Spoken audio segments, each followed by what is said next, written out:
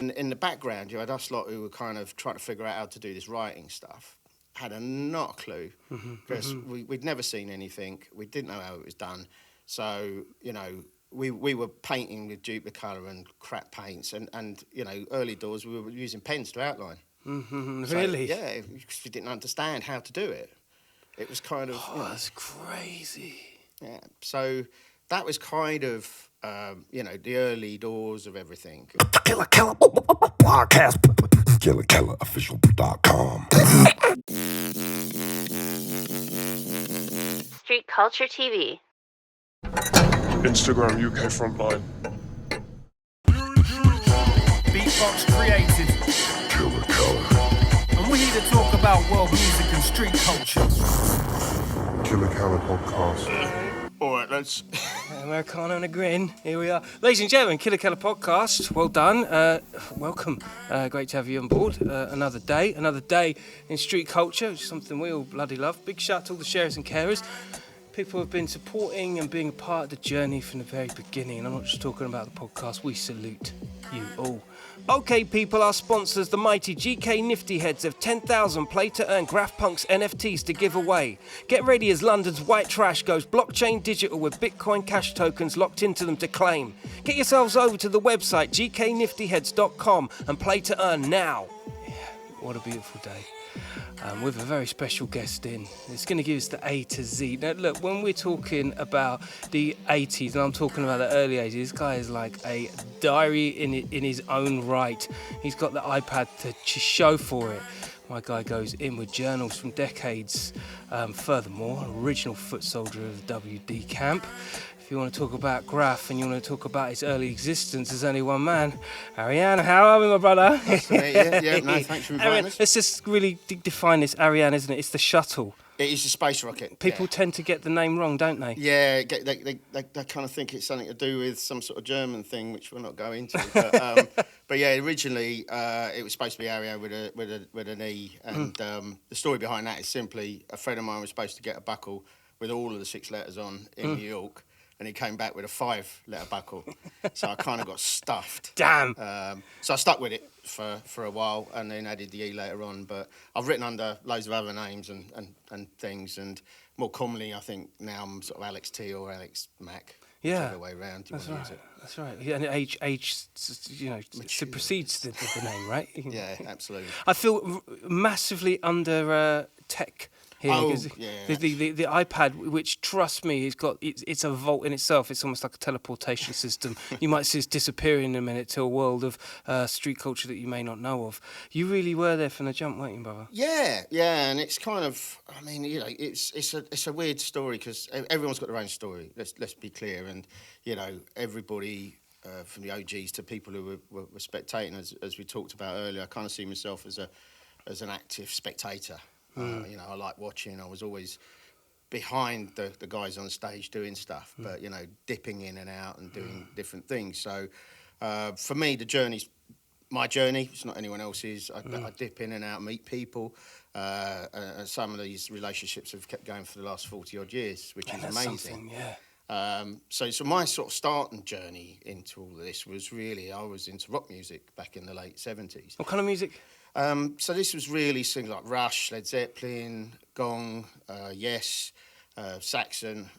Not Motorhead, wasn't a great Motorhead fan. Oh, Motorhead for Life? Nah, Are you not. kidding me? Some of the stuff I liked, but again, quite eclectic. And my next door neighbour, Ross Rudy, he was into two-tone.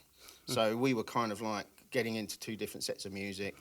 And we used to vault up to Covent Garden and Carnaby Street in the early days, not because we were Covent Garden nights or anything like that. It was just we'd go up, look for patches and stuff up Carnaby Street all day long, get patches, buttons, two-tone buttons, this, that and the other, and then we'd bugger off down to Covent Garden where the busking was. And we used to just sort of pick up and watch, you know, at that time they had things like Morris dancing and stuff like that. Really? So, so none of this breaking that you... It wasn't... we didn't see it. I'm not saying it wasn't there. And MC Duke and I have had a conversation about this. Rest in peace. Rest in peace, Duke, yes. You know, and that was such a sad loss big to time. everyone. So again, we were nothing to do with hip hop electro. We didn't know what that was. There was no reference point. So we were just bombing up and down to just piss around for the day, basically. Those are the days when parents kicked you out and you never came back. Yeah, we talked about that a little bit before, Yeah, you know. absolutely. Bring back those days. So yeah, so we'd go up West End, come back down again, and then you know, there was a bunch of guys at school I used to hang out with, and the girl Sarah Sass. And we used to just talk about rock music in general. But I used to love the record covers. That was the big thing. I was in the Roger Dean and doing the Roger Dean drawings, the Yes and the AC/DC logos and Saxon and all this sort of stuff. So I started drawing them, and me and Ross, we used to just literally write on bus shelters all day long. You know, and it was nothing. We didn't know it was graffiti. We didn't know there'd been a scene before. We didn't know that there was stuff. We just were writing. He was writing two-tone stuff. I was writing rock stuff.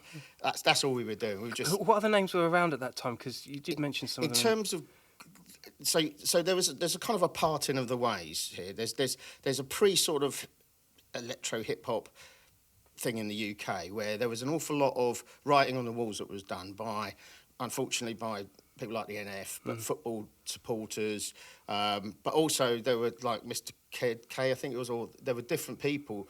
One of the guys from Madness was involved in it, and they were just writing on things everywhere. So there was a kind of scene already there. And interestingly, sort of later on, I found out that some of these guys had been inspired by a documentary that was on the BBC in 1976, which was an arena programme about New York City. And within that programme, you can see it on BBC iPlayer. It's still on there in the archive section. Yeah, I'd suggest people go and see it. Yeah. And then there was this section in it called Watching My Name Go By. And it's a whole bit about New York graph scene. Wow. Early doors, mid-1976. So it was the first ever reference documentary about graph in the UK.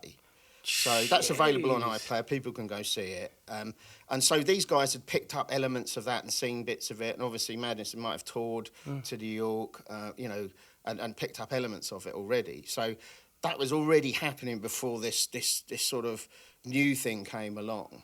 So there was a culture there, but it wasn't involved in hip-hop music, rap, electro, or anything like that. Yeah. And then sort of 82 was the year that I kind of started changing, listening to soul music a bit. A lot of my friends were all into soul music, like System and stuff like that, Change. And we started shifting away from the rock music a little bit. And then sort of 82, end of 82 November was the day that kind of started the journey for me, which was a friend of mine got a free ticket to go to the venue. Now, we knew the venue because it was like a bit of a rock. So it's called the venue? It was called the venue. It was in Victoria. Right. And it's been knocked down now. But it was like a location that you go to see pop bands, you know, a bit like Hammersmith, bit of thing. Right. So we had nothing. It was an empty ticket. It had nothing. It just had guests written on it. So we thought, yeah, excellent. We just go. We bombed up there, got into this place. It was absolutely packed, full of people. And I don't know whether they'd given free tickets out or not. Maybe that's how we got them. I don't know. So anyway, we walk in. There's the big stage. It's absolutely packed. There's a guy painting car paint onto the back thing. There's a guy behind a podium with some, we didn't know what they were. There was guys standing on the left-hand side speaking into microphones. And then there was a load of girls skipping, which was really weird. And I was like, what the fuck have I walked into? This is like a circus. It is just mental.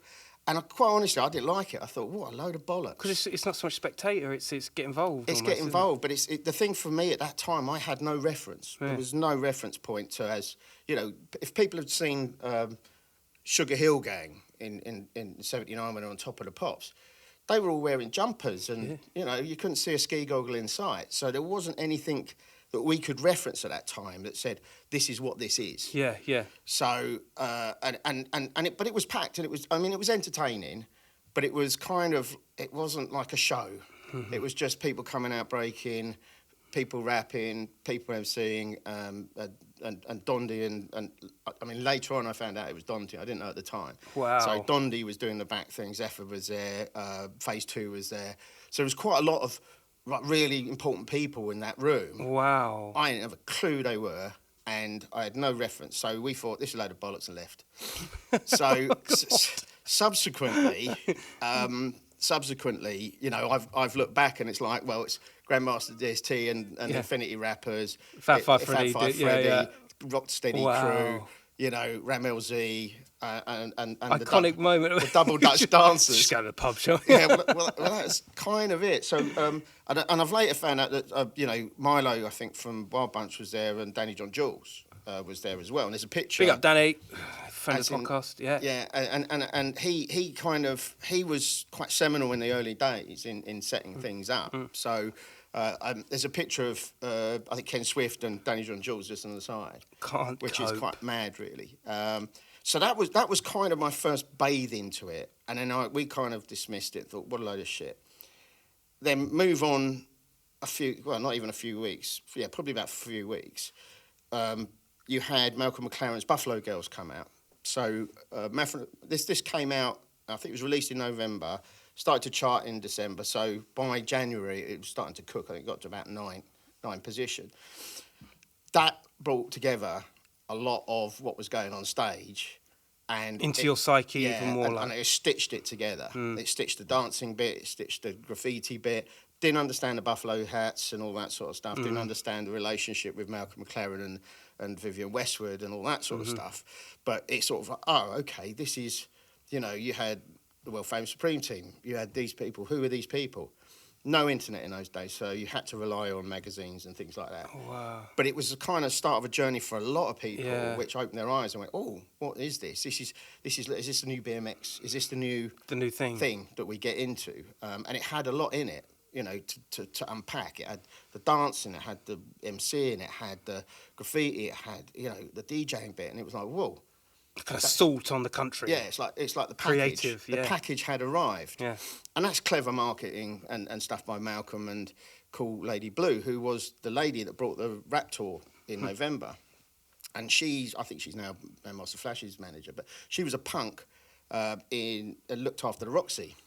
So she set up the night at the Roxy with the punks and the hip-hop people. Really? And she brought this tour with Celluloid over to the UK, and it also went to France and Paris. And you know, So it's like beyond the streets for its time, basically. Absolutely, and there was a heavy influence of Celluloid Records on there. I can't remember the guy's name, but you could get some of the Celluloid Records and stuff, and the painted cover that Futura did. And all this.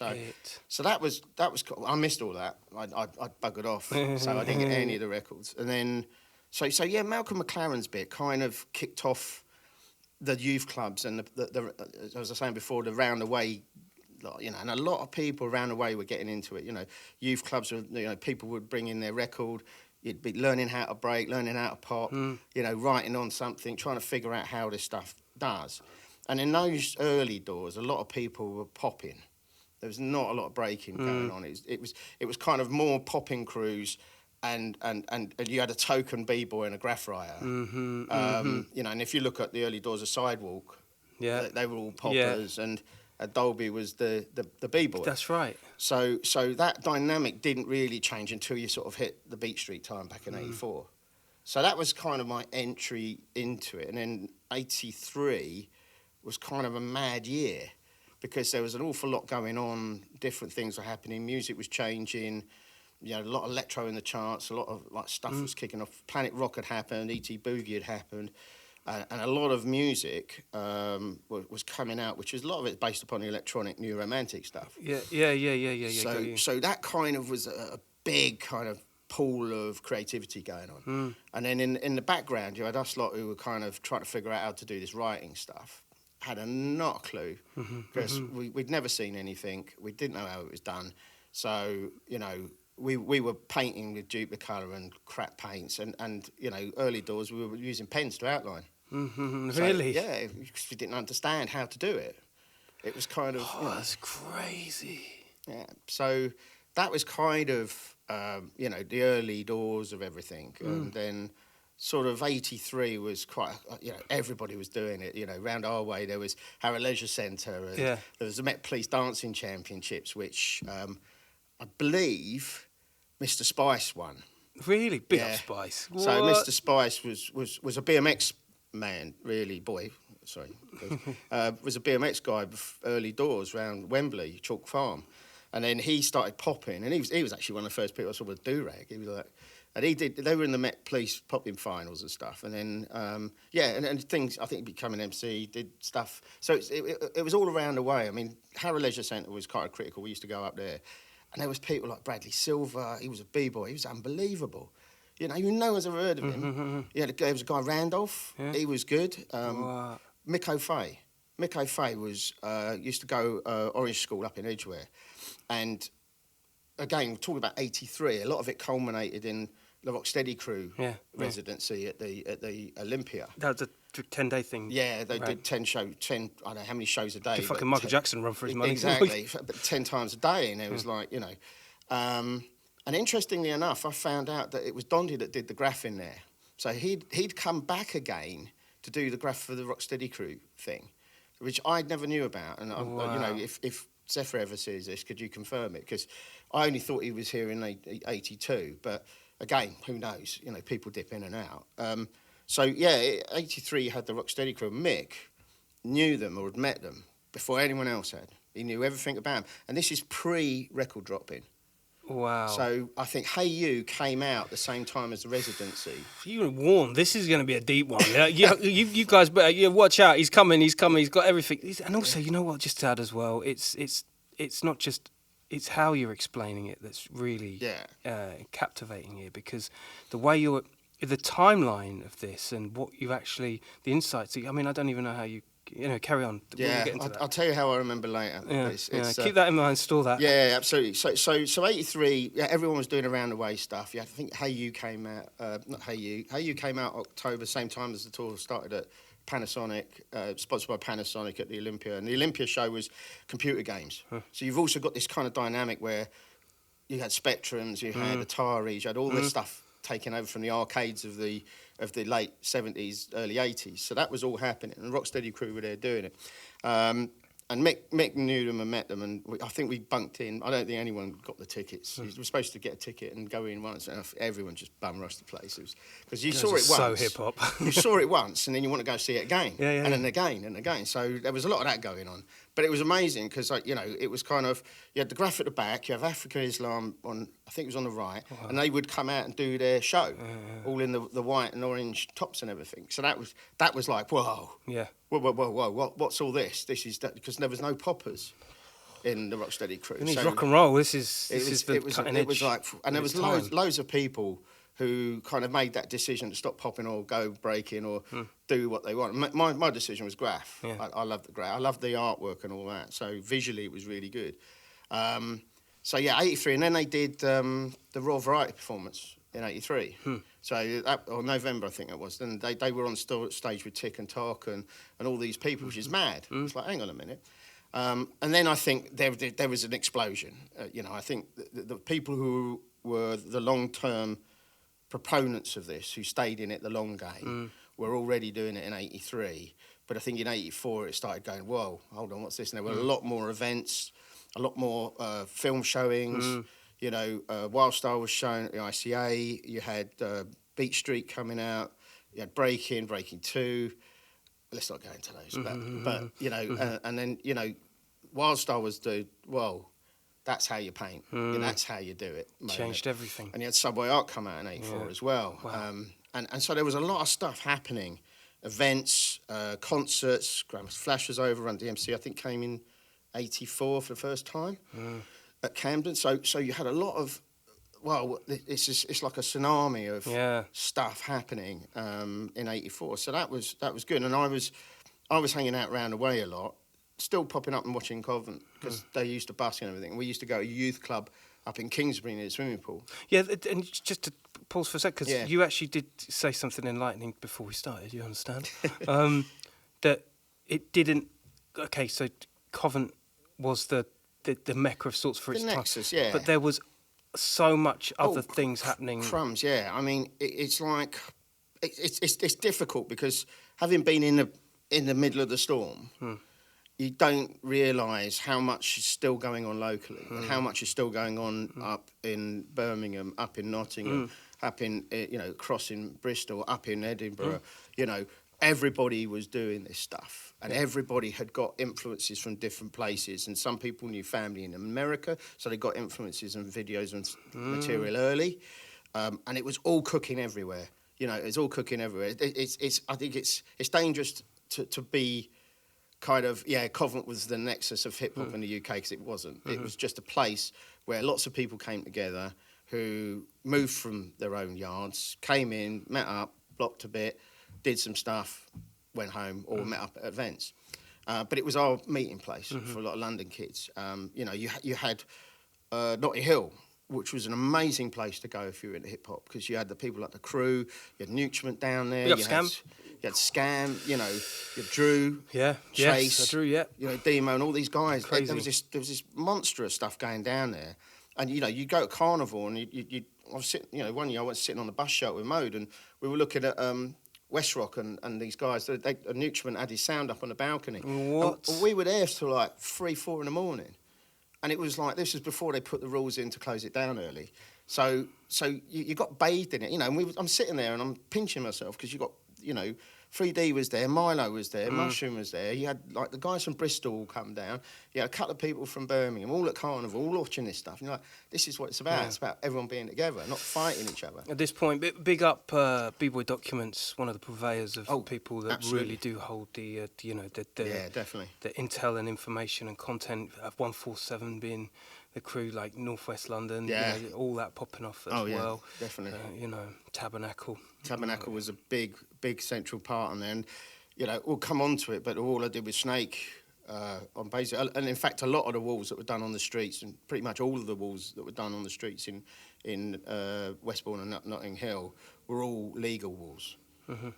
They were organised by the Tabernacle. Wow. So there was, I can't remember her name, Scam will know it, but there's a lovely lady there, and she would organise with the house, with the associations and stuff, and you'd do these walls. So we did the wall down the road from State of Art. I think you know, Scam and Brim had done one, and that one I think, I'm not sure had permit. But again, we're cutting string on this. It's kind of, they were there and they were done, and they stayed for a long time. So again, the Tabernacle used to be really, really key, certainly for that community. But it was nurturing so much. You know, WizKid went to Westport before he went anywhere else with Mastermind, and you had Mastermind up in Harleston. Mastermind. You know, they were running things in the big sound system. Still running it now. You know, absolutely. And so, you know, you had so many influences from different areas. You had different areas in the east, the south, the north. You know, I could keep going on. You got Smack Up, and you know, I could keep going. But the one thing is you see people still today being creative. So people like Benji Reed, right, who's a popular bloke at Glass. He's a phenomenal photographer, unbelievable photographer. Serious. And I've watched him ever since he sort of started doing that. And you know, you have all these branches, and it'd be interesting to do a Rock Family tree or something. Yeah, 100%. I think I remember Benji. He did Fresh 97. I think. Yeah. He performed at Fresh 97. That's it. Yeah, he did with Danny and all that. Yeah. Oh man, I remember being so young, green, and just seeing them like, and you know, these were fucking icons, man. Like, I didn't even know the value of them at the time. I was just like, you know, 19-year-old guy just coming into this thing. It was fucking incredible. Yeah, and it is. I mean, all of them are special. It's kind of, you know, I look back on it and look at just the creativity and the leadership by people that were doing things back then. You know, and you had brave people like Cookie Crew and the She-Rockers, and you know, other girls trying in that environment, and you have, you know, graffiti writers. You know, there's not a lot talked about Siani, who used to go out with Sheet 2 of Custom Boys, who was writing. She, you know, Prime knows as well, and you know, she was doing bits and bobs. And there's a girl called Chica, who was the female member of the Chrome Angels, which no one ever talks about. Wow. But Chica was really good. So, you know, there's lots of other people that were involved who were in the background who were there and enjoyed creating and doing what we all did. I think, and I think that was good. But so yeah. 84, that was kind of the year for everyone, and I'd met my intro to Covent and the wider stuff was really through a girl called Sarah Sash, and she was going out at that time with a guy called Fury, who was a popper, up with the Crews in London, in New Fraggle and all these guys, and I sort of talked to them, and they used to have people like Ribsy come up, Teasy, and a few other b-boys would come up, and then you'd have, like, I'd walk in there, and it would be Danny Francis sitting there, crazy, DC Rock, and Ziggy, And at that time was the time they'd got their Zulu Nation certificates. So this is where band would present them with a Zulu Nation, King and Queen of Zulu Nation UK at the time. And they'd got their certificates. They were showing the certificates and everything. And Danny's mum was Mama Zulu. What? Because at that time it was all the sort of Zulu Rockers was the crew everyone was in, and Turtle T, Airborne, and Soul Boy, and sorry if I've forgotten their names. Yeah, it's okay. But yeah, you had this kind of meeting Danny and everything, and then I got introduced to Snake Simon, who you've interviewed. Yep. And that was kind of my journey. Then started into the graph thing a little bit more seriously, because Snake had just done the boards at Covent Garden, and he'd done the Death, and a lot of people didn't know who did the Death, and it was Snake who did the Death with a friend of his called Can Man, who is in fact the trumpet player from a band called Second Image. Yeah. So yeah, Frankie B, Frank Burke used to play the trumpet. So if you look for Second Image, what's his name? Can't remember again. On live TV on YouTube, there's a video of him popping. So Frankie would go to America with Second Image and come back, and he learnt how to pop. So one of the things they had this kind of baseball look, and they had all the baseball gear on and everything, and he'd start popping in the middle of it all. So he would do that, but he was also interested in the graph, and he'd seen it in New York. So that was kind of, he got Snake to do stuff, and Snake's done an interview. I'm not going to steal his thunder, but he did the boards, and he did the Can Man and then the Dynamite on the right-hand side, and that was before the Devious was done, and then the Devious TBS by Trailblazers. And I'd watched that, I think with Skip, actually, done on the day. And then I didn't know who he was, and I met him then through Sarah, and Sarah introduced me to Snake, and he saw I was all right. Then he started helping me, because Snake was a graphic artist at the time, and he would help me do things, teach me stuff. He's proper, that was good. And so my lettering and everything changed, and I got better, and we started doing stuff together. And I love to show you images, but the reality is it all gets lost in the post somewhere, and you lose it, or you're around your mum throws it out. So but it was a great time. It was a great time, and we did a lot of stuff. And then I started getting more and more involved, and started doing sort of bids for UK Fresh and stuff like that, and did some outlines for UK Fresh, and still did little things with Rudy, my mate, round the way, and and then it was kind of like 85 was a bit of a weird year. I was a lot more balanced into the music. Early doors there was a rap competition in the WAG Club, which was run with Tom Silverman from the Tommy Boy. Yep. And various. This is all on a podcast. This is part of a huge tapestry. All these blanks are getting all comes together. And David Toop, who I'd never met at the time, and most of us had got his book by sort of 85, which is the Rap Attack book. Yep, that's it. Yep. And I didn't know he was English, so I was like, oh, okay, this bloke's English, and he's written a whole history about hip hop in US with a footnote now for the UK. So it was interesting watching that, and that was the event where I think Vince Undercover had his records nicked, which is on one of his mixes, and so thanks to those, he's down the way. Really? Yeah, he stole my records. But Cookie Crew won, and that was something different, because I remember that they did it over Planet Rock, and it was like, whoa. What's this? Who are this lot? Well, this is not Salt and Pepper, or to be. I think Salt and Pepper came out a bit late, but it was like, whoa, this is different. This is English. This is them sounding. Yeah, they were ahead. Salt and Pepper kind of more 87, 88, wasn't it? Yeah, well, this was 85 though, right, when they won the competition. So they were, go. and I do feel sorry for them, because I don't think they got the record deal they should have at the time. Because I think they definitely deserved one. I mean, they were pioneering. They were ahead. Absolutely, and you had people like Junior G, who got his first record out in '83, Caveman Rock, and it's like, well, hang on, that's 2-3 years from the first. Why isn't there a bigger market and stuff like that? But I wasn't into music. I was an active spectator. So I kind of thought, this is good. So early '85, lots happening in '85. And then I think from a graph community point of view, there was a distinct change, I think, in '85, where we'd had Wild Style out, we'd had Subway Art, we had a lot of younger kids coming in who were very, very angry. Right. Keen, got attitude, wanted to battle the system, knew about the trains, whereas when we started, we didn't know about trains. We didn't know anything about bombing trains. We didn't have a reference of any of that. And then, you know, a lot of people came in. The style changed, so there was a bit of a mix going on between letter purists, which we all kind of were, and just bombing and style. How did that sit dynamically? It was an interesting one because it was kind of, I mean, 86, I was what, 18, 19, 20, nearly 20. So I was getting on in sort of the days then. And for me, about 85, certainly 86, I was heading out the door. I wasn't going to be doing anything anymore because my old man would have kicked me out anyway, eventually, get a job.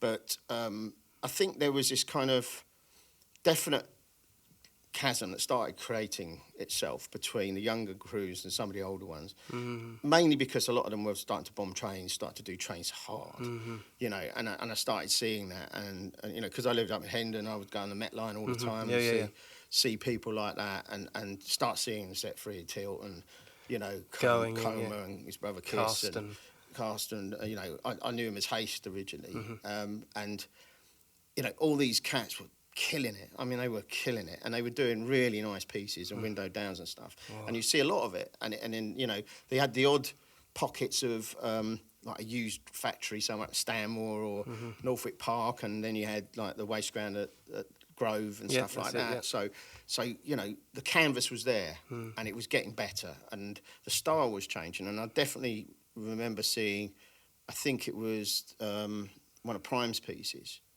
And I looked at it and I went, ooh, tasty. That's tasty. Yeah. That's a bit different. That's right. Ooh, right, okay. And then Juski, then Shame, and then, you know, the South East Vandals under Giants, Non-Stop were starting to really look great. And so there was a definite change, and I think there was also a different presence from people. There was a lot more. I'm using the word anger. It's not anger, but there was a lot more sort of militancy. Militancy, yeah, and just let's bomb this, let's destroy everything, let's just go. TU. Yeah, TU kind of mentality, you know, and Steam and Hell and Owen and that. You know, you see them in the early doors, just bombing the hell out of anything.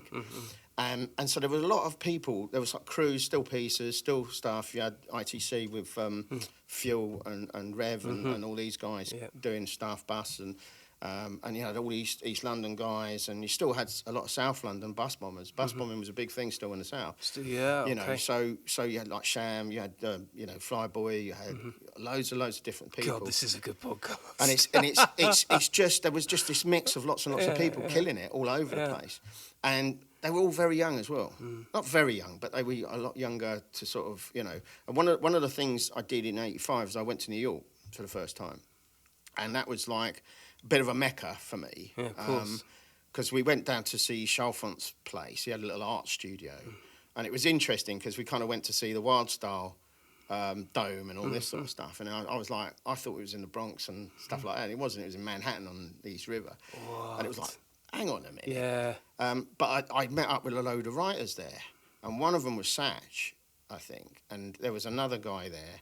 And we also met Comet. I didn't know he was Comet. He never told me his name. But later on, I saw him in a thing, and it's good to meet people first impressions when you don't know their exactly. Well. You chum up quick. They were kind of telling me about a lot of the stuff and a lot of the writers and where the origins of the 60s and stuff like that happened, and how the 70s, and you know, him and Blade used to take stereos to the yards and and all this, and then and then I got the context because Blade's in Subway Art, so I knew the name. Yeah. But I didn't know who this comic dude was. I was like, oh, who are you? Yeah. And then Henry used to have these big portfolios of his train photos. He'd sit and look at it all.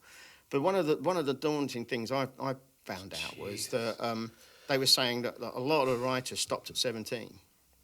They all went hard at it up to 17, because at 17, your juvie record ended, and then you got an adult record, which means you could do real proper time for. Yeah. So a lot of them cut off and stopped and went to art college. So there was a timing thing around the early 80s where a lot of the like the people that had been going hard on it suddenly went to art college and started going to Manhattan and doing canvases and stuff like that. Some still kept going, you know, but it thinned out a lot, and then new people come in and take over. Yeah. So there's a risk to all of this, you know, and this is reality. No one paid for paints back then. You know, everyone walked in with bags and big jackets and borrowed car paint from all over the place. But there's a risk to that. You know, you get nicked, you go down, you get caught graphing, that we're getting harder on things. You had the broadcast act come in '84, pirate radio was getting caught up in that. And so there was an emphasis upon, you know, criminality and arresting people for doing things. So I think... And what symbolically is that kind of criminality as well? Yeah, and it's sort of destroying the social structure and all this. And, you know, you've got mixed in with that, the poll tax riots, everyone's gone very anti-Tory, you know, and for all the things that Thatcher did, you know. So you had the miners' strike, I can't remember when that was, but, you know, all this thing was in the mix. So people started getting more and more angry and expressing themselves in different ways and stuff. And also people were becoming much more aware of stuff, their own cultures, how their culture had been cheated, how the system had treated them. So I think there was definitely a much more activist kind of push to do that sort of stuff. Which then the aggression was taken out through through the trains and stuff, and then, you know, and there was a lot of that, and some of it, you know, it all came out really good stuff. I mean, you know, you look at some of the trains that Foam and Cast did, and crazy. It's like, holy moly, you know, they're killing it. This Ridiculous. is like better, if not 100% better than some stuff you see in New York. So it was lovely to watch, and I think that was about the time I started thinking it's time to spectate more and less participate. But you know, that's life. You change and move, and let people who've got the energy and the time to do all that sort of get in there. And then sort of that was sort of '85, and then at the end of '85, something weird happened, because I think it was the icing on the top of the cake for that kind of movement. Was one of the first graph exhibitions in London was done. And event was Freestyle 85 on December the 14th it was. And the only reason I know it's December 14th because 20 years later it was the date Sipo sadly died, passed away. Yes, so that was a terrible loss for everyone as well. OG in my book, in the beatbox world. So December the 14th it was, and then it was you had an art exhibition in the morning, which was basically Chrome Angels and Bando. Then in the afternoon, late afternoon, you had a bit of book signing and people breaking and b-boying on stage and popping and DJing and everything. Then in the evening, it was like a bit of an event with everyone rapping and stuff like this. So it kind of, it was really good. Sounds awesome. Yeah. I managed to get in to see all the graph and everything, but I think, you know, people were getting cameras taken off of them because they took photos and all that sort of silliness started going on. And I'm like, what's the point of taking it if people aren't going to take photos of it? Yeah, and people will bite your style. You should be happy about that. You know, it's a tip to what you're doing, not punish people for it. I feel you. So there was a bit of that going on, and then the b-boy stuff was really good because you could watch it up on stage and everything. And then you had Cosmic Jam, Pogo DJ, and you had Imperial Mixers, which had Cutmaster Swift in at the time, and Imperial. You know, you had lots and lots of people doing stuff, and it was amazing.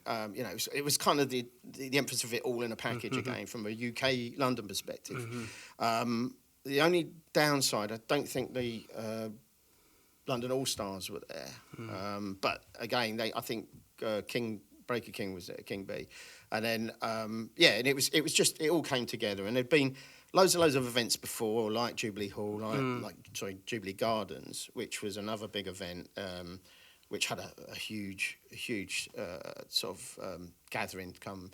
But I think that one was kind of more because it evolved into the evening slot, and because Houdini had been doing their album up at Jive in Harlesden. No, it's not Harlesden, it's Wheelsden.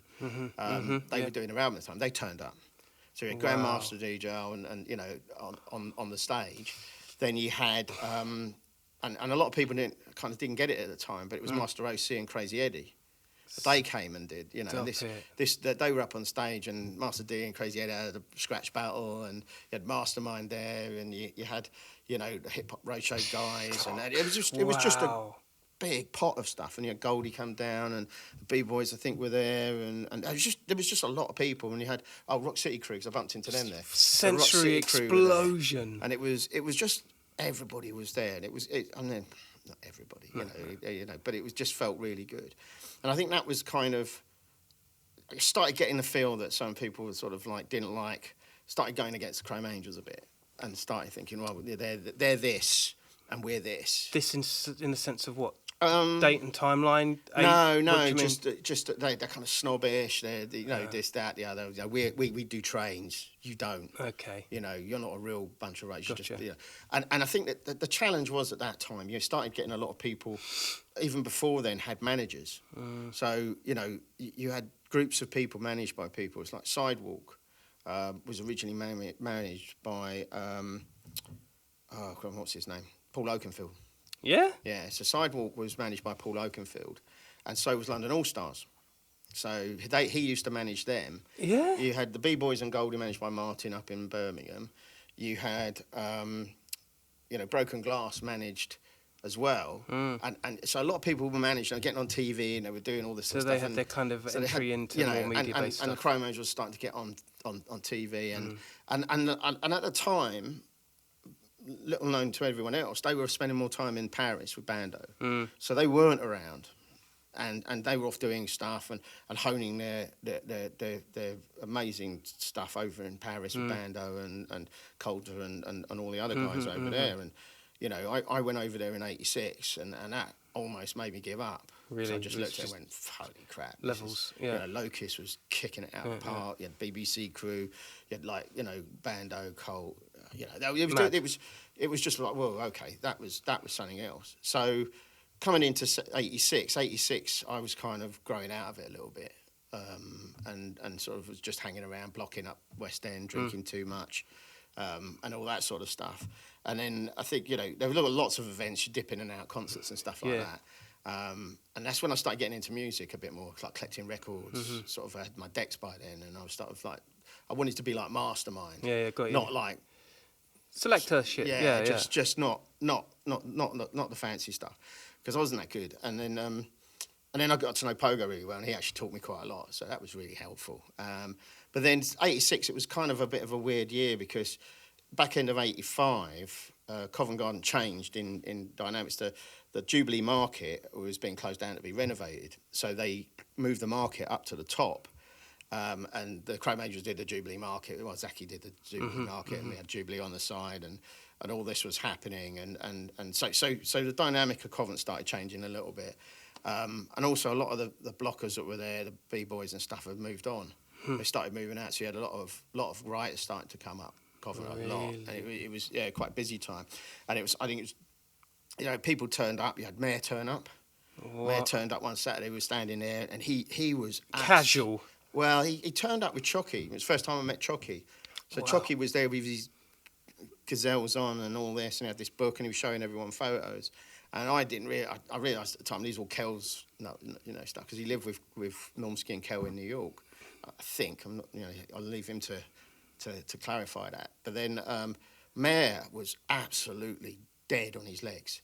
He was lying inside in the filter thing, and he was just, I think he'd had a really bad cough or cold or something, and he'd done too much Benylin. Really? So he's absolutely off his nut. Really? But he had people coming in and out of Covent like that in those days. And there was a guy like, Denham Elliott's son used to come up, Bad Boy, used to know him. And he was quite a good writer, and he used to be a really good character guy.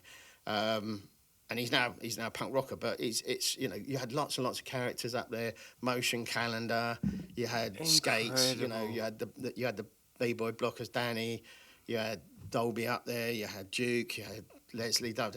There was a wealth of people all just moving around. Some of it I think it was starting to get a little bit, a bit tense, and people started robbing people who came into the crowd and all this sort of stuff. Really? So I think 86 was when I started seeing the undercurrent. Started getting me tricky. It started getting tricky, certainly for people out of London, if you didn't know people, but also I think, Carnival that year was murder, because, well, for some it was, unfortunately, because that's when I think the steaming really took off. Yeah. And there was a lot of steaming going on the trains. And so what year was the Mad Axeman thing at Carnival? Oh, God, I can't remember that one. Yeah. It wasn't at the same time. It was roughly about the same B-Boy time. documents tell me. You have told me before. I can't remember what the date was. So you ended up having lots and lots of stuff happening. And again, it all kind of great events all the way through the year. Lots of people bombing the hell out of the system, doing stuff. You had rise of Robbo, PIC. Yeah. You know, we were hardwood kicking it. You had the West guys and the big and the little Met guys doing it, and you know, out there on the east of the district and stuff like that. So, and the Northern Line boys were murdering it as well. So you had all these people like Cade Can coming up and Kez, Semi Hit. There's a world of names, and if I haven't mentioned, I'm really sorry. It's just It's not easy, man. I've got a list on here, Yeah. and I worked out it would take me nearly 2 hours to name everyone. But you've, and this is to the point earlier, you've actually got journals, that whole daily journals of what happened at what point. So all of it, this all configures. Yeah, no, absolutely, and it's backed up with newspaper cuttings and all sorts of stuff. And it was what I used to do. I used to write journals about what I used to get up to. There's some missing journals around about 88 to 89, 90 where I was very drunk. Well, no, we'll blame it on the hurricanes of the time, right? Yeah, It just blew away. That was there are some pictures flying around with me, Robbo, Drax, and so on and so forth. And I've got 2 cans of beer in nearly Drax everyone. has them somewhere. He has. There's 2 cans of beer in everything. I was a bit of a... Big up Drax, by the way, and the rest of WD. Can we, not entirely comprehensively, obviously, because, you know, we don't want to be missing anybody out, but WD. Yes. Who is in WD? Everyone and nobody. This is the biggest. You know, it's like it's an unseen force. So it might be worth me just touching on the origins of WD because it's not what a lot of people think it is. And Drax will tell me off if I've got this wrong. But 85, 86, we started clubbing. And a lot of us were going to clubs like Astoria, WAG, Mud Club, Cafety Parry, and all this sort of stuff. So we were at different age than some people who couldn't get in there because they were over 18 clubs and we were sort of 20, 21 at that time. So we were all going to, and some of us are a little bit older, aren't we? But we began all these clubs and stuff and hanging around and we really got into the music late night culture and everything. So, you know, after the clubs bowled out at 4 a.m, we was just bombing everything. And so it started becoming a little bit of a club gang rather than a graffiti thing. And I think it's still, to this day, a kind of a mash-up of people who still know each other, met in clubs, some write, some don't anymore, some do this, some do... So it kind of evolved and you know, and Drax is, you know, he's always been a kind of the linchpin. Yeah. It's really like very much a social street culture. And we used to meet up all the time, like Burger King up in King's Cross, and all this sort of stuff, and just sit there and eat burgers and mess about. And, not a can in a hand. No, not a can in a hand. Well, it depends what kind of can you're talking about. Yeah, it was the old Tenant Super in those days, but it was, you know, we'd go out and have a good laugh. Not necessarily on a right in front or something like that. So we'd go around Jinx's house. He had a flat up in Caledonia Road. We bombed the fuck out of it while he was asleep. Shit. Broke in and absolutely battered it. And there was a time when that line along Caledonia Road was murdered. But yeah, I bet. But it was just more bunch of people just chilling out, messing around and stuff like that. So, you know, the original, Drake's called him a founding member. I think the founding members were him, Jinx and Farah. Mm-hmm. Then Skip joined and then I joined. So there was the 5 of us. And then, you know, Rev's in it, Goldie's in it, Tunko. There's a list of about 20 odd people now. And it was social. It was it's social. It's just turned into something completely different, and it's been going on for so long. So it's its own movement. That's what I love about it. Like you say, it's not one thing. And it's kind of weird because you've got kind of so many different elements of hip hop graph in it that it kind of mixes well. And you know, you got. I mean, Drax now he can do letters. Sorry, but back early days he was just bombing everywhere and doing throw ups. But he's really good now, and that's through years of just practice. And sort of Shays, who I met in Norway in '87, I think it was, went over to Norway and we painted over there, and he was off the charts. I mean, he was doing stuff in Norway and Oslo. I was like, whoa, hold on a second. It was like the stuff I saw in Paris. So he's an amazing artist, and he does tattooing now and stuff like that. But he's showed me these pictures, and you're just like, whoa. And when I pieced with him, he did this Shazer piece. It was like, whoa. I love Shazer, man. Yeah. He's been on as well. Oh, cool, yeah. So he's the cool cat. Yeah. He's lovely. Big up, Shazer. Stayed at his mum and dad's house and murdered the place. Yeah. But yeah, so it's kind of like a collective really now. It's not. It's not sort of like what it started out to be. I think it's often overlooked, that community spirit. Yeah. Because with a lot of crews, and this is only by my review on podcasts and having conversations, a real crew, it has to be tight. It's a togetherness. That's the whole principle of. It's like gang pack mentality, right? Yeah, definitely. And a lot of that is, because we did go to all the clubs together. There was like Opera House, all sorts of stuff, and it was just we all went together, all went home together, different ways, And it was kind of back then in the early doors there wasn't any night buses. Well, there were night buses, but not necessarily where you lived. So you either had to sleep out and wait for the first train to go, or if you were lucky, you lived near the night bus that ran along Edgware Road, so you could get that. And I used to walk from Cricklewood up to Hendon, where I used to live. So there was ways, but ultimately, it got better. The night buses happened, and then it was really, we were just out clubbing all the time, sort of for about 3 or 4 years, and it was a demise of some of the other crews as well, because in '86 Snake was leaving to go to Hamburg, and I was like, We'd done the Crazy Carnival up in Basing Street, and we'd done some other stuff, and then I was like, I've had enough of this. I don't want to do this anymore. And so I was kind of giving up. And then I got introduced to Shane 181, who was in the London Giants at the time, through DJ Undercover. Wow, DJ Undercover, big up. Who later went on to Hijack. Yeah. And Vince was related to Flyboy and Shane in some way. I never knew what it was, but they knew each other. So I got introduced to Shane. I met Shane up Leicester Square, and I showed him my black book and everything else. And I was thinking about joining the London Giants at the time. And I was like, yeah, okay. And we talked about it. And we had this long conversation. And it was just like, well, the reality is London Giants disbanded, kind of given up, because they were all going clubbing now. Juicy was clubbing, Shane was into Rare Groove and all this, and they were all going in different ways and stuff. So. And little known to me, I didn't know about the All Star King kind of thing that was going on, and all the friction that was happening there. So I put my foot in it, because I knew Fade well, and I knew Private. And I was like, tricky. Better not join that lot. Yeah. So that was a touch. But then I kind of was lucky, because then started clubbing, and '87 it all kind of came together. With Clubbing actually took out a lot of. Very few took graffiti. I think we actually got better at it. Yeah, really? It was like come out of a club at 4 a.m. and you've had too much to drink. Bang, bang, bang, off we go. No night buses, that's not a problem.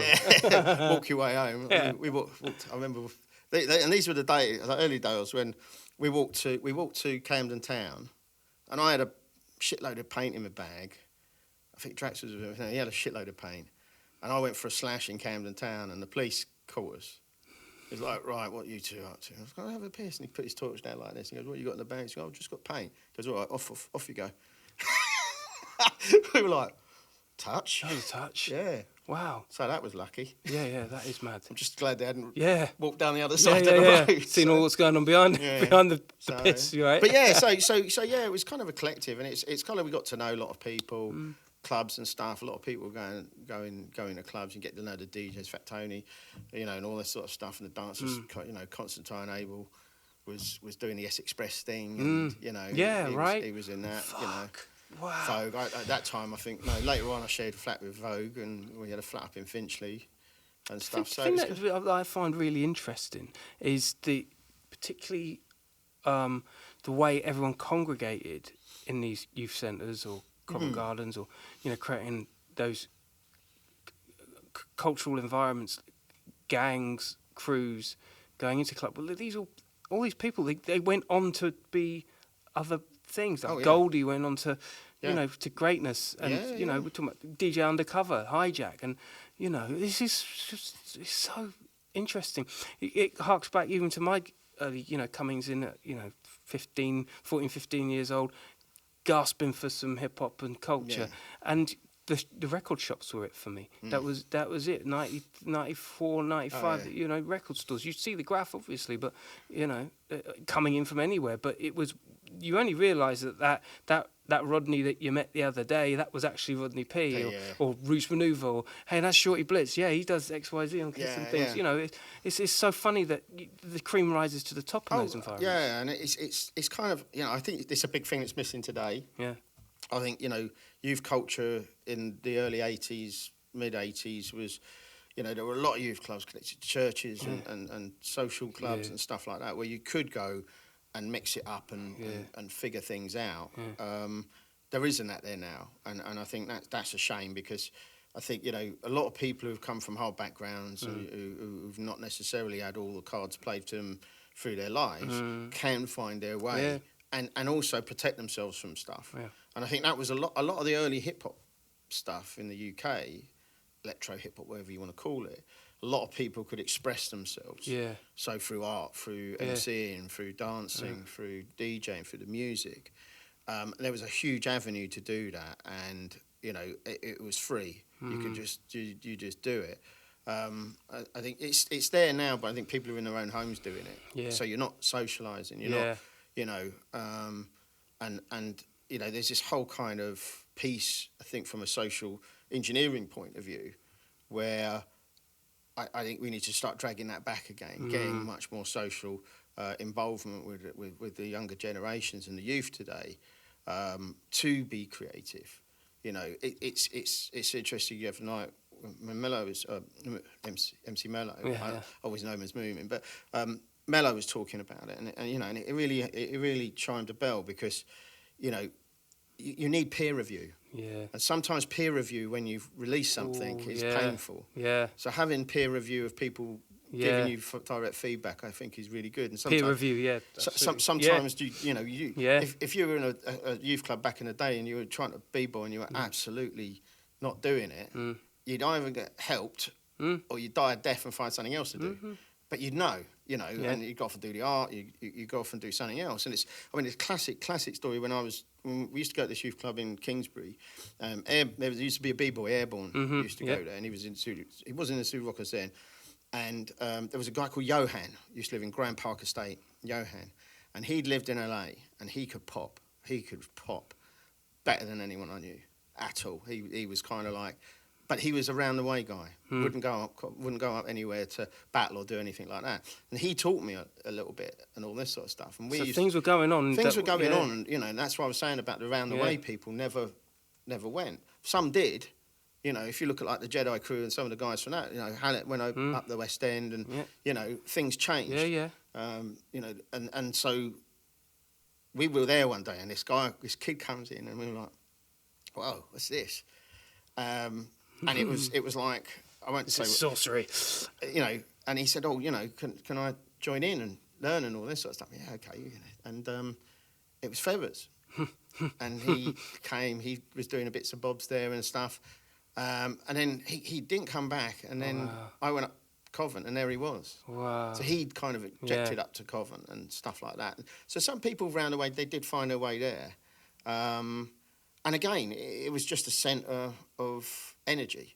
And a lot of the shows, the same people turned up, and, you know, that creativity is still around, but it's, again, you know, this is an old man talking here. Things have changed. I think, you know, kids today are much more versatile. Yeah, no, you got kids? No kids. No. What would you say though, if in fact, you know, they wanted to go down that creative course that you went? Would that be an easily accepted thing in your mind? That because I think I think this is where a lot of people go wrong, and over the past years and everything, people are scared of their creative backgrounds. Yeah. Certainly, if you go into a corporate world, if you go into a corporate world, you hide all of that stuff. Because you don't want people to think that you're, you know, he's a bit of a naughty boy, or he's done something that, you know, is not in line. But I was actually amazed. The more I went into corporate about 88 and stayed there for a long time, that the higher you get in the business, the more people actually enjoy it. Draw on your creativity. They draw on your creativity. Yeah. So I think it's an asset, an absolute bonus to anybody to have a creative stream. And, you know, art, music, theatre, whatever your thing is. Yeah. Because it brings a different way of looking at things. Sense of perspective, particularly when you're around a table of people that it's not like you're not inviting the creativity from anybody, but if you are a creative thinker, then that is key to any successful crumbs. business. Yeah, and you tend to find people who are creative, certainly artists, and not break the door down people. You know, they tend to be slightly introverted, not necessarily want to say something in a meeting environment. So you know, getting their input is key because you know, there are an awful lot of people, certainly in the corporate and other areas, are all very binary. You know, there's no grey. It's all black and white. And I think art and creativity brings a huge grey space for people to play in. So I think, you know, it's. I think, you know, there's a lot of lessons to be learnt about past. You know, hindsight's great. I think, you know, the UK could have had a bigger, much more flourishing scene than it is now. And even though the one we've got now is really, really big and it's good, vibrant, I think we could have been a lot better because if you look back to the early doors of hip hop, it was small people doing small things. You know, and if you know, even if you look at the American side of things, you know, there isn't a well-off OG from pre-1984. You know, Sugar Hill Gun got nothing. They had all the rights to their records sold to Nile Rodgers. So, you know, a lot of people got rich. Sylvia Robinson got rich, but a lot of the artists never saw any of the money for the efforts they put in there. So I think there's that could have been dealt with a lot better. You know, A warning from history, you see. And there are other genres out there now. Yeah. Goldie going on to jungle drum bass and then, you know. crumbs. I mean, you know, you look at the. I mean, I love some of the stuff that he's done. You know, in the city life and all that. And it's. I mean, I used to go to college when I was fishing around for things to do. I went and did an electronics thing at college, and Mark Mack was there from Four Hero, Gus and Big Ian up Mark, Bardui, and all these guys. I used to revel in Four Hero, man. I loved that. That's what the whole Enforcers, Four Hero, that whole movement. Really, that's what got me doing beatboxing in drum and bass. And the one thing I learned, and you know, I saw Mark recently when he did the. Is it Charles Sitney? At the South Bank, he was doing sort of Black Gold of the Sun and all the other stuff, and it was lovely. And it was it just reminded me because we used to all sit in the common room and stuff, and they were on the records. So Gus and him, they had a palette of music I'd never heard before, and it was sort of. They were getting into the samples, getting into all the sorts of stuff like that, and stuff like, wow, what's this? And they used to like McGrath and stuff, so it was kind of like a bit of a lovely chat thing, and they were so onto the music. It was like bloody hell, and they were finding.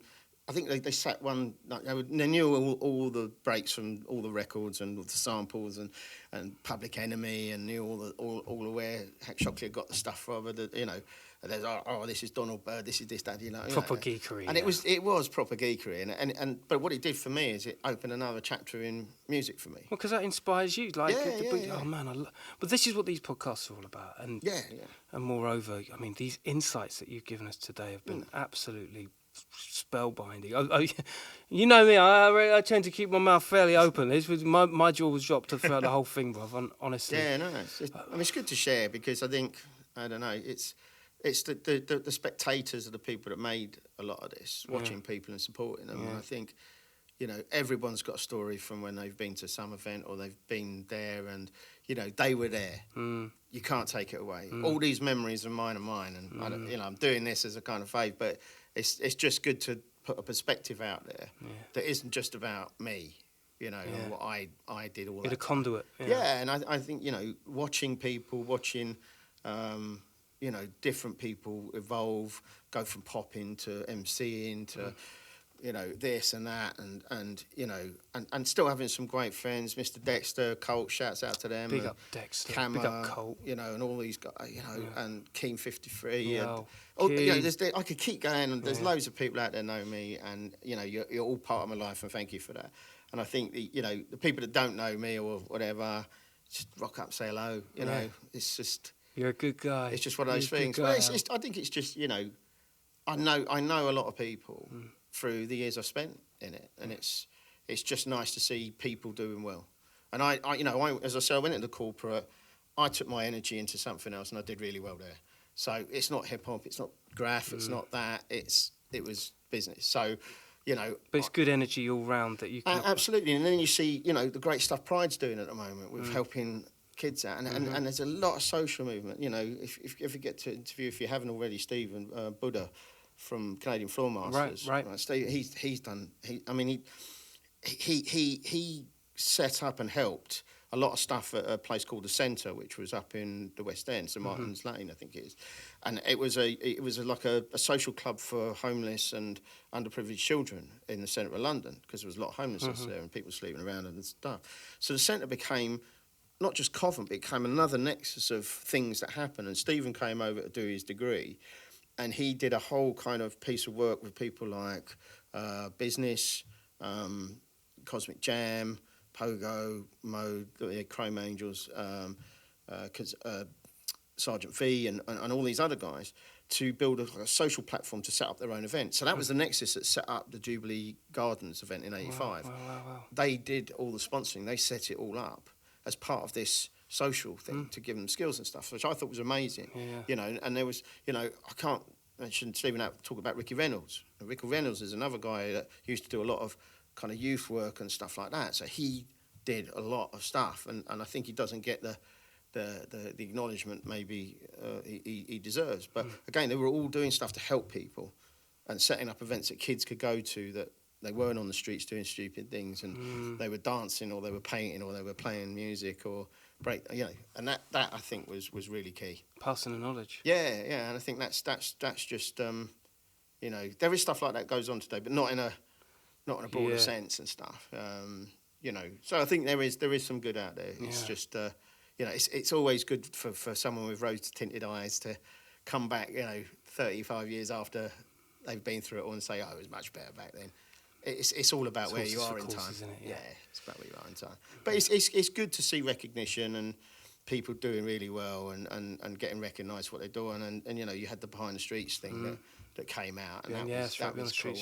And it was a bit mad seeing my picture in there. Yeah, they used some of my pictures on the displays as well, which was nice. So, and I ended up in a book as well, which was kind of weird. That's so sick. Well, you giving us a folder full of goodies that we're going to stick on this podcast. Yeah, some old outlines and bits and bobs and things that, and pictures of some old people, you know. But, when they was younger, that kind of thing. Well, yeah. Of course, you know. No, listen, it's a snapshot of what you. Yeah, exactly. But you know, there's many people like me out there, and I would really encourage people to come forward, because the dates and times I've got are things that they're my times, but there are people out there. I know Colin McDonald and people too. He's got a friend who's an absolute. He makes me feel undereducated. He knows a load of stuff, and again, you've got to cross-reference his stuff and archive it all. And you know, Martin up in Birmingham did a great thing for the vault that he's put together up there of all the stuff he's got. And you know, I always used to hear people saying, "Oh, I'm not going to give you this, and I'm not going to get that out there because I'm going to make a book. I'm going to do that." Look, either make a book, right? Or get that shoebox out. Get on a podcast. Get on a podcast. Be my documents. or get it out. Yeah. Because it'll all disappear. Absolutely. We're all getting to the age where we're running out of runway. This history will disappear overnight, and people will not know about it. And it's a shame, because it's 10, 15 years of madness. You know, across the scene, from graph, DJing, b-boying, you know. Let's not lose that history, because it is so important. That's one hell of a Jerry Springer sign-off, my brother. Exactly. Do exactly that. Get yourself involved. Come and talk. Spread the word. Spread the gospel. Yeah, absolutely. Go on. So good. Oh, I was lost. I'm all over ARIANE inside the place. Killa Kela podcast. Our lighting was out of fashion. Serves you right. That was a whirlwind of a journey. And there's more, a load more on the channel if you want to go and check it out. Anyway, listen, crime don't pay, but neither do they, all right? Don't talk to anyone we wouldn't. You stay lucky, people. Easy. That's one, Alex. That was sick. There you go. Oh.